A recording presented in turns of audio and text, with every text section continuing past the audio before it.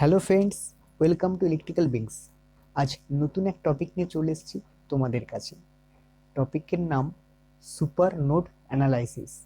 যারা আগের ক্লাসগুলো দেখোনি, অর্থাৎ কেসিএল এবং কেভিএল এর ক্লাসটা দেখোনি, তাদেরকে বলছি আগের ক্লাসটা দেখে আসো, তাহলে এই ক্লাসটা দেখতে তোমাদের কোনো অসুবিধা হবে না। তা না হলে একটু প্রবলেম হতে পারে। ডেসক্রিপশনে লিঙ্ক দেওয়া আছে, দেখে নিও। আর যারা আগের ক্লাসগুলো কন্টিনিউ করেছো, তাদের জন্য শুরু করা যাক। আজকে টপিক সুপারনোড অ্যানালাইসিস। তাহলে সুপারনোড অ্যানালাইসিস কাকে বলছে, বা ডেফিনেশনটা কি, বা কেনই বা সুপারনোড অ্যানালাইসিস আমরা বলছি? দেখো, when two node are connected with a wire, যখন দুটো নোড একটা ওয়্যার দিয়ে কানেক্টেড থাকবে, it's is assume as a single node. যখন দুটো নোড একটা সিঙ্গেল ওয়্যার দিয়ে কানেক্টেড থাকবে, তখন ওই দুটো নোডকে আমরা একটা সিঙ্গেল নোড হিসেবে ধরে নেব। সেটাকেই বলছি আমরা সুপার নোড অ্যানালাইসিস। এই সার্কিটটার দিকে ফলো করো, তাহলে বুঝতে পারবে। দেখো, এখানে দুটো নোড আছে, এই একটা নোড আর এই একটা নোড। এই দুটো নোডে একটা সিঙ্গেল ওয়্যার দিয়ে কানেক্টেড আছে। অর্থাৎ আমরা নিশ্চয়ই জানি যে যখন দুটো পয়েন্টকে একটা সিঙ্গেল ওয়্যার দিয়ে কানেক্টেড থাকে, আমরা সেটাকে শর্ট সার্কিট হিসাবে ধরে নিতেই পারি, তাই না? তা সেই রকমই এইখানটাতেও আমরা একটা সিঙ্গেল নোড হিসাবে ধরে নেব, যেখানে এই দুটো নোডেরই ভোল্টেজ একটাই হবে। অর্থাৎ আমি যদি এই পয়েন্টের ভোল্টেজ ভি ধরি, অর্থাৎ এই পয়েন্টের ভোল্টেজটাও ভি হবে, যেহেতু সিঙ্গেল নোড আমরা কনসিডার করে নিয়েছি। তাহলে আমরা যদি এই সার্কিটটাতে এখন কেসিএল অ্যাপ্লাই করি, তাহলে কি হবে? দেখো, এই যে আমরা কেসিএল এর ফর্মুলা বা সূত্র অনুযায়ী কি জানি, যে ইনকামিং কারেন্ট যোগফল ইকুয়াল টু আউটগোয়িং কারেন্টের যোগফল। তাহলে আমরা যদি এখন এই নোড এন এর এখানে কেসিএল অ্যাপ্লাই করি, তাহলে আমাদের কি আসবে? রেজাল্টটা আসবে, ইনকামিং কারেন্ট কি কি আছে? দেখো, ইনকামিং কারেন্ট আছে I1, E1 থেকে বেরিয়ে আসছে, I4 E2 থেকে বেরিয়ে আসছে। এই দুটো ইনকামিং কারেন্ট। আর আউটগোয়িং কারেন্ট I2 এবং I3। তা আমরা লিখতেই পারি যে I1 plus I4 equal to I2 plus I3। একদম ঠিক, কোনো ভুল নয়। তাহলে I1 সমান সমান আমরা আবার কি জানি? I1টা কোন দিক থেকে বেরোচ্ছে? E1 থেকে বেরিয়ে এই যে নোডটা আমরা কনসিডার করছি, নোডের ভোল্টেজটা আমরা অ্যাজিউম করে নিলাম ভি ভোল্ট। তাহলে E1 থেকে বেরিয়ে ভি ভোল্টের দিকে যাচ্ছে। তাহলে আমরা লিখতে পারি I1 equal to E1 minus V by R1, যেহেতু দুটো ভোল্টেজের মাঝখানে R1 রেজিস্ট্যান্সটা আছে। একদম ঠিক। একইভাবে I4 সমান সমান কি হবে? E2 থেকে ভি এর দিকে যাচ্ছে, অর্থাৎ E2 minus V by R4। Okay, equal to কি? I2 এবং I3 যোগফল। তাহলে I2 সমান সমান কি?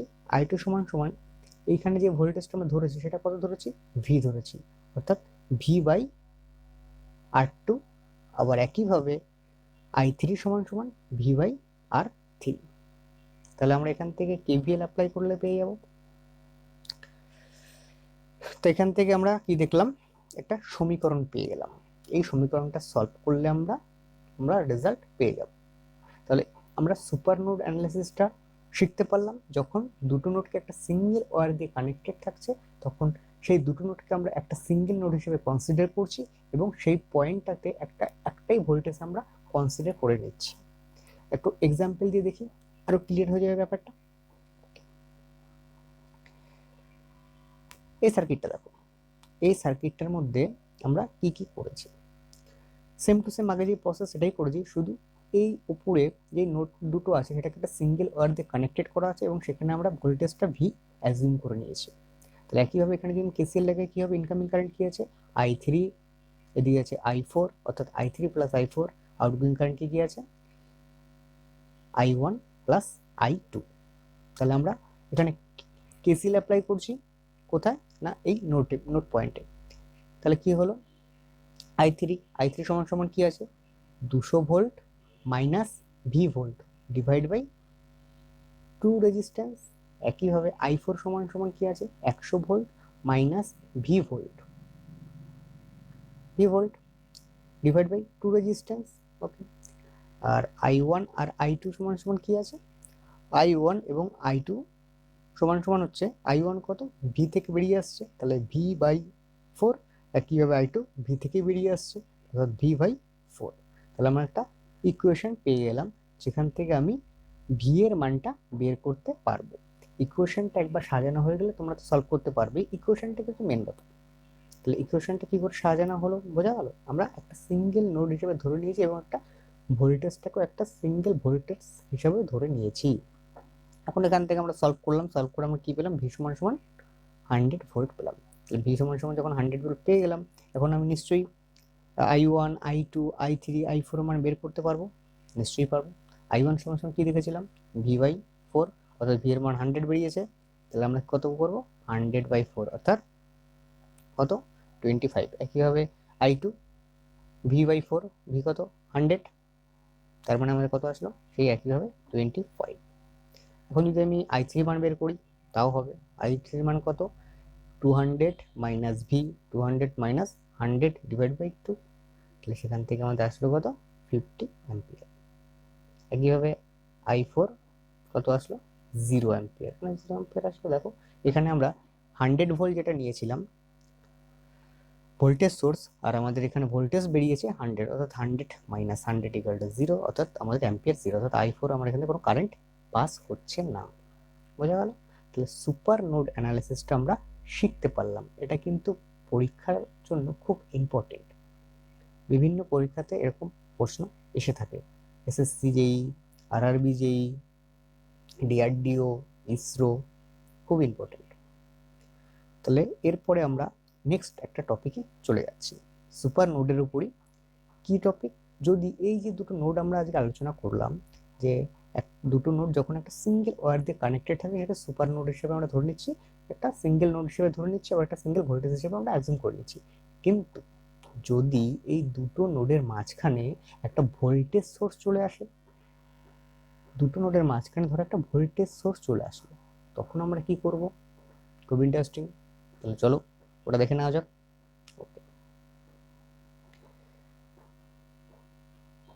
যখন ডেফিনেশনটা কি বলছে, বলছে when a voltage source is connected between the two nodes then the voltage at both nodes will be different but they both nodes will be a single nodes। মানে যখন কোনো একটা ভোল্টেজ সোর্স দুটো নোডকে কানেক্টেড করবে তখন আমাদের ওই দুটো নোডের ভোল্টেজটা ডিফারেন্ট হবে, কিন্তু আমরা ওই দুটো নোডকে একটা সিঙ্গেল নোড হিসেবে কনসিডার করতে পারি, সেইটাই ডেফিনেশন লেখা হয়েছে। এটাও একটা সুপার নোড অ্যানালাইসিসের মধ্যে পড়ছে। ওকে, তার ডেফিনেশনটা ভালো করে বোঝা গেল। যখন দুটো নোড একটা ভোল্টেজ সোর্স দিয়ে কানেক্টেড থাকবে, যেরকম এখানে দেখতে পাচ্ছ দুটো নোড আছে, এই দুটো নোড একটা ভোল্টেজ সোর্স দিয়ে কানেক্টেড আছে, কি দিয়ে E3 দিয়ে কানেক্টেড আছে, তাহলে কি হচ্ছে এই দুটো নোডকে আমরা একটা সিঙ্গেল নোড হিসেবে কনসিডার করছি, সেটা ধরলাম N দিয়ে কনসিডার করে নিচ্ছি। ওকে, কিন্তু এই ভি আমরা এই দুটো নোডকে একটা পয়েন্টকে V1 ধরলাম ভোল্টেজ, আর একটা পয়েন্টে V2 ভোল্টেজ ধরলাম, তাহলে V1 এবং V2 কখনো সেম হবে না। আগে কি করেছি আমরা, যখন সিঙ্গেল ওয়্যার দিয়ে কানেক্টেড ছিল তখন আমরা কি করেছি দুটো পয়েন্টের ভোল্টেজ একটা ভি ধরে নিয়েছি, তাই তো। কিন্তু এখানে কিন্তু আমরা দুটো পয়েন্টের ভোল্টেজ ভি ধরতে পারবো না, কারণ দুটো পয়েন্টে যেহেতু মাঝখানে একটা ভোল্টেজ সোর্স কানেক্টেড আছে, অতএব দুটো নোডের ভোল্টেজ ডিফারেন্ট হবে, কিন্তু নোড আমরা একটাই কনসিডার করব। তাহলে ভোল্টেজ দুটো কি কি হবে। ওকে, খুব ভালো করে দেখো, এই জায়গাটা খুব ইন্টারেস্টিং। তুমি যে কোনো একটা নোডের ভোল্টেজ অ্যাজিউম করে নিতে পারো, হোয়াট এভার, বাঁ দিকেরটা অ্যাজিউম করতে পারো, ডান দিকেরটা অ্যাজিউম করতে পারো, যেটা করবে তার অপোজিটটা আমরা পেয়ে যাব। ঠিক আছে, তুমি ধরো V1ই অ্যাজিউম করে নিলে, আমি দুটোই বলছি, প্রথমে V1টা ধরি, ধরো আমি ধরে নিলাম V1 একটা ভোল্টেজ আমি কনসিডার করে নিলাম যে এটা হচ্ছে V1, তাহলে V2 কি হবে, V2 হবে কোনটা, V2 হবে V1 যেটা আমরা ধরে নিয়েছি সেটাই, অর্থাৎ V1 মাইনাস E3। আমরা মাইনাস কেন নিলাম, দেখো এখানে খুব একটা ইন্টারেস্টিং ব্যাপার আছে। এই যে তোমার যেখানে ভোল্টেজ সোর্সটা কানেক্টেড আছে যেখানে তোমার ভোল্টেজ সোর্সটা কানেক্টেড আছে ওই ভোল্টেজ সোর্সের কোন দিকের ভোল্টেজটা আমরা অ্যাজিউম করছি এবং কোন দিকের ভোল্টেজটা আমরা বের করতে চাইছি। আমরা কি বললাম, V1টা আমরা ধরে নিয়েছি, একটা ভোল্টেজ অ্যাজিউম করে নিয়েছি, তাহলে আমাদের V2টা বের করতে হবে। V2টা হবে V1 মাইনাস, মাইনাস কেন, এই যে ভোল্টেজ সোর্সটা কানেক্টেড আছে এই ভোল্টেজ সোর্সের কোন দিকের নোডটা আমরা বের করতে চাইছি, এই দেখো মাইনাসের দিকের নোডটা আমরা বের করতে চাইছি, কারণ এই নোডের সামনে মাইনাসটা আছে আর এই নোডের সামনে প্লাসটা আছে। তো আমরা যেই নোডের সামনে যেই পয়েন্টটা আছে সেই পয়েন্টটাকে আমরা ওর সাথে মাইনাস থাকলে মাইনাস করবো, প্লাস থাকলে প্লাস করবো।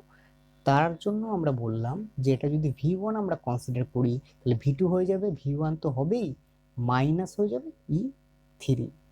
কেন E3 হয়ে যাবে, কারণ এখানে E3 একটা ভোল্টেজ সোর্স আছে এবং সেটা মাইনাসের দিকে নিচ্ছি, তার জন্য আমি এখানে দেখো লিখে দিয়েছি যে minus V2 equal to V1 minus 10, মানে আমি ধরো এটাকে 10 ভোল্ট কনসিডার করে নিয়েছি, তাই 10 ভোল্ট আমি কনসিডার করে নিই, তাহলে V2 ইকুয়াল টু কি হবে, V1 মাইনাস 10। কেন, আমরা মাইনাসের দিকে নোটটা বের করতে চাইছি। একইভাবে যদি আমি প্লাসের দিকে নোটটা বের করতে চাই, মানে আমি ধরো ধরে নিয়েছি V2 একটা ভোল্টেজ আমি ধরে নিয়েছি সাপোজ, তাহলে আমি বের করব এই ভোল্টেজটা কত আছে সেটা আমি বের করবো। কিভাবে বের করবো, আমরা ধরে নিয়েছি কোন দিকে, মাইনাস দিকের V ধরে নিয়েছি, আমরা কোন দিকে বের করছি, প্লাসের দিকেরটা বের করছি, তাহলে আমরা তো অবশ্যই লিখবো কি, যদি V হয় লিখবো V, যেহেতু প্লাসের দিকে বের করছি তাই আমরা লিখবো প্লাস, এখানে যে ভোল্টেজ সোর্সটা থাকবে অর্থাৎ E3। ঠিক আছে, তা আমরা যদি এটা 10 ভোল্ট ধরে নিই, এটা যদি আমরা 10 ভোল্ট ধরে নিই, যখন 10 ভোল্ট আছে তাহলে আমাদের কি দাঁড়াচ্ছে, দাঁড়াচ্ছে এই যে এই পয়েন্টের নোডের ভোল্টেজ দাঁড়াচ্ছে কোনটা, V2 প্লাস 10 ভোল্ট। তাহলে বোঝা গেল, মাইনাসের দিকে থাকলে মাইনাস করব, প্লাসের দিকে থেকে প্লাস করব, যে কোনো একটা নোটকে আমরা কনসিডার করে নেব ভোল্টেজ, এরপর অপোজিট সাইডটা যদি মাইনাসের দিকে থাকে তাহলে আমরা মাইনাস করব, যে পজিটিভ দিকে থেকে প্লাস করব। এক্সাম্পল দিয়ে বুঝি আরো ক্লিয়ার হয়ে যাবে, একদম ইজি জিনিস। তার ডেফিনেশনটা বোঝা গেল মোটামুটি আমাদের। ওকে, দেখো এই সার্কিটের দিকে ফলো করো ভালো করে, বুঝতে পারবে। এখানে কি করেছি আমরা, একটা ভোল্টেজ সোর্স কানেক্টেড আছে দেখতে পাচ্ছ এখানে দুটো নোডের মাঝখানে। তো আমরা কি বললাম, যখন কোনো একটা ভোল্টেজ সোর্সের যে কোনো এক বাদিকে বা ডান দিকে আমরা ভোল্টেজটাকে অ্যাজিউম করে নেব, আমরা বাদিকে ভোল্টেজটা অ্যাজিউম করে নিয়েছি কত, V ভোল্ট, তাহলে আমরা কোনটা বের করছি, প্লাসের দিকেরটা বের করছি, তাহলে প্লাসের দিকেরটা কি হবে, V প্লাস 10 হবে। আমরা একটু আগে বললাম যদি প্লাসের দিকে থাকে সেটা প্লাস করো, মাইনাসের দিকে থাকে মাইনাস। আমি একইভাবে এটাও করতে পারতাম, এটা যদি V ধরে নিতাম, এটা যদি V ধরে নিতাম তাহলে মাইনাসের দিকে কীভাবে বের করতাম, V মাইনাস 10, কেন, কারণ 10 ভোল্ট আছে। তো এটা মোটামুটি কনসেপ্ট ক্লিয়ার হলো, প্লাসের দিকে থাকলে প্লাস করবো, মাইনাসের দিকে থাকলে মাইনাস করবো। ওকে, আর কিছু নেই, আর বাদ বাকি সব আগের মতো সেম। চলো এখানে কেসিএল অ্যাপ্লাই করো। কেসিএল আমরা ইনকামিং কারেন্ট কি দেখছি, ইনকামিং কারেন্ট দেখছি I1 I4, অর্থাৎ I1 plus I4। Outgoing current কি দেখতে পাচ্ছি, I2 এবং I3। তাহলে আমরা কি পাচ্ছি এখান থেকে পাচ্ছি I1 plus I4 equal to I2 plus I3। ওকে, এবার এটাকে সলভ করবো, I1 সমান সমান কি, I1 সমান সমান 100 ভোল্টে কারেন্টটা বেরিয়ে কোন দিকে যাচ্ছে, V ভোল্টের দিকে যাচ্ছে, অর্থাৎ 100 minus V divide by resistance, resistance কত আছে 2, অর্থাৎ 2 রেজিস্ট্যান্স হয়ে গেল, প্লাস I4টা কত আছে কোন দিকে দেখো 25 থেকে বেরিয়ে V প্লাস 10 এর দিকে যাচ্ছে, অর্থাৎ কি লিখবো আমরা 25 মাইনাস V প্লাস 10, এই যে ভোল্টেজটা আমরা পেয়েছি V plus 10 divide by resistance কত আছে এখানে 2 রেজিস্ট্যান্স, তাই আমরা 2 রেজিস্ট্যান্স লিখলাম। একইভাবে I2 সমান সমান কি হবে, I2 সমান সমান হবে V থেকে আসছে যেহেতু, তাহলে V মাইনাস কোথায়, এখানে একটা ভোল্টেজ সোর্স কানেক্টেড আছে অলরেডি, তো আমরা কি লিখবো V মাইনাস 50 ডিভাইড বাই এখানে রেজিস্ট্যান্স কত 2 ভোল্ট, তাই আমরা 2 ভোল্ট লিখে নিলাম। যদি এখানে কোনো রেজিস্ট্যান্স কানেক্টেড না থাকলে কি করতাম, 0 ধরতাম। পরেরটাই করবো, দেখো এই যে I3 কোথা থেকে আসছে, V প্লাস 10 থেকে কারেন্ট আসছে কোন দিকে, না এখানে কিছু ভোল্টেজ সোর্স নেই, তার মানে কত 0। তাহলে আমরা কি লিখছি V প্লাস 10, মাইনাস 0 হওয়ার কথা ছিল, যেহেতু 0 মানে মাইনাস 0 কোনো সংখ্যা থেকে 0 মাইনাস করলে সেই সংখ্যাই থাকে, তাহলে আমরা সেটাই লিখে দিলাম, অর্থাৎ ডিভাইড বাই রেজিস্ট্যান্স কত 4 ওহম। ব্যাস, তাহলে আমরা এই সমীকরণটা বানিয়ে নিলাম, এই সমীকরণটাই হচ্ছে মেন। এই সমীকরণ বানানো হয়ে গেল, এবার তো সলভ করতে পারবেই, কোনো অসুবিধা নেই। তাহলে আমরা কি দেখতে পাচ্ছি এখান থেকে আমরা সলভ করলে পাবো যে ভি এর একটা মান পেয়ে যাব। সেই ভি এর মানটা আমরা কত পাচ্ছি? ভি এর মানটা আমরা পাচ্ছি গিয়ে 320/7, অর্থাৎ 320/7। এটা আমরা ভি এর মানটা পাচ্ছি। এবার ভি এর মান যখন আমরা পেয়ে গেছি, তাহলে আমরা কোনটা ধরেছিলাম ভি এর মানটা? আমরা এই নোটের পয়েন্টে ভিটা ধরেছিলাম। তাহলে আমাদের এই নোডে ভি এর মানটা কত হয়ে যাবে? এই নোডে ভি এর মানটা হয়ে যাবে 320/7। ওদিকে কি ছিল আমাদের? প্লাস ছিল, অতএব প্লাস কত? 10। তাহলে আমরা এটা কোনটা পাবো? এই পয়েন্টের মানটা পাবো আমরা, এই পয়েন্টে। এখন তো আমরা তাহলে প্রত্যেকটা ভোল্টেজ পেয়ে গেলাম। এখন আমি যে কোনো কারেন্ট বের করতে পারবো, I1 বলো, I2 বলো, I3 বলো বা I4 বলো, তাই তো?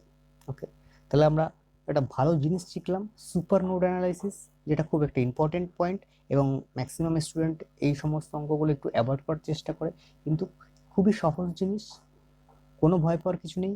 মানে করতে করতে তোমাদের সোজা হয়ে যাবে। প্রথম প্রথম না করলে কঠিন লাগবেই, যত প্র্যাকটিস করবে তত সোজা হবে ব্যাপারটা। একবার না দুবার করবে, দুবার না তিনবার করবে, কিন্তু করতে হবে, করলেই হয়ে যাবে। তাহলে তোমাদের বোঝা গেল, আশা করি তোমাদের ভালোই লেগেছে। তোমরা বাড়িতে প্র্যাকটিস করবে এর উপরে কিছু, নেটওয়ার্কের উপর কিছু ম্যাথমেটিক্স। যদি তোমাদের কোনো প্রবলেম হয় আমাকে জানাতে পারো, আমি তোমাদের সলভ করে দেবো। আর তোমাদের কেমন লাগলো কমেন্টে জানিও। যদি একটু ভালো লেগে থাকে, যদি মজা পেয়ে থাকো, একটা লাইক করে দিও। আর যদি চ্যানেলে নতুন এসে থাকো তুমি, তাহলে একটু সাবস্ক্রাইব করে দিও। আর তোমাদের আশেপাশে যত বন্ধুরা আছে তোমার, তাদেরকে শেয়ার করে দিও, কারণ একটা তোমাদের এই শেয়ারে আমি একটু মোটিভেশন পাই নেক্সট ভিডিও করার জন্য। আর আমাদের একটা ফেসবুক পেজ, একটা গ্রুপ আছে ইলেকট্রিক্যাল বিংস বলে, যদি তোমরা ওই গ্রুপে জয়েন্ট হও, বিভিন্ন এমসিকিউ প্রশ্ন আমরা ওখানে আপলোড করি, আলোচনা করি, ওখান থেকে অনেক প্রশ্ন হেল্প পেয়ে যাবে। ওই গ্রুপটাতে জয়েন্ট হয়ে যাও ফেসবুকে, ইলেকট্রিক্যাল বিংস, ডিসক্রিপশনে আমি দিয়ে দিচ্ছি লিঙ্ক, ওখান থেকে জয়েন্ট হয়ে যাবে। আর তোমাদের নেক্সট কোনো একটা টপিক নিয়ে আমি আবার আসবো তোমাদের কাছে নতুনভাবে, সহজভাবে স্থাপন করার জন্য। আজকে তাহলে এখানেই শেষ করছি। ভালো থাকবে, সুস্থ থাকবে, জয় হিন্দ।